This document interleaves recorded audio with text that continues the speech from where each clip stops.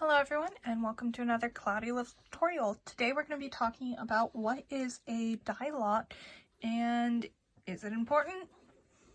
Well, it may not seem very important at first, but it is actually quite important. So, what does it mean? Well, these are two different yarns. I unfortunately don't have two balls of yarn from different dye lots. But they dye the yarn in batches, and every time they make a new batch, sometimes the color is exactly the same, but sometimes it's just a smidge different. So sometimes it matters and sometimes it doesn't. I've seen two yarns that are the same yarn in the same color from two different dye lots that are drastically different colors. So depending on what project you're making, it may make a huge difference and it may not be noticeable at all.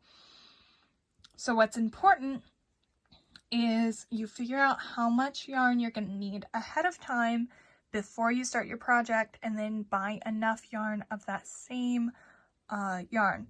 Now, some yarns are no dye lot, which is great. That means that they're all going to be consistent colors. That means that if you run out, you can buy more later.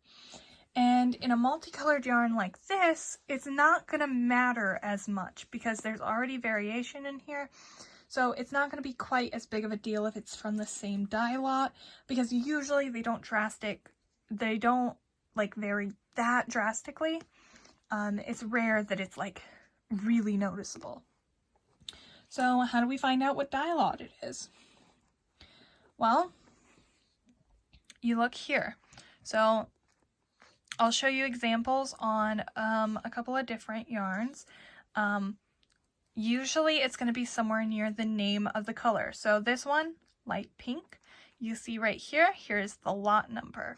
So if you want to make a project using 3 balls or skeins, whatever you want to say, if you need 3 of these yarns, then you're going to want to look at each one, see that lot number right there, and compare and make sure the lot numbers match.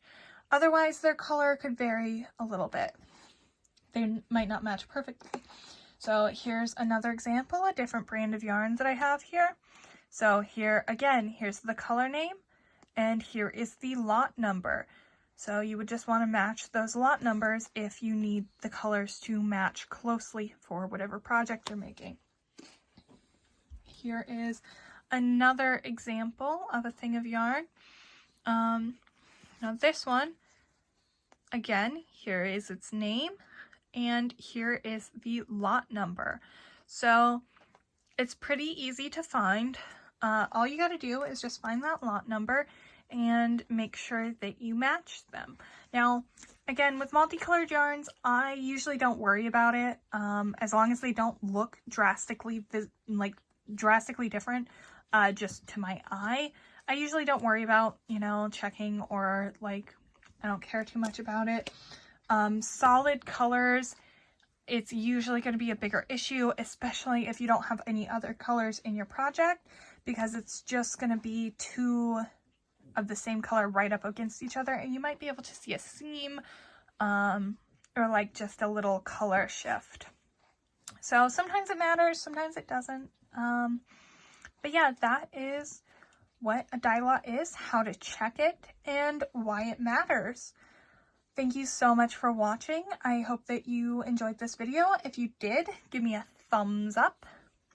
If you have any questions, leave me a comment.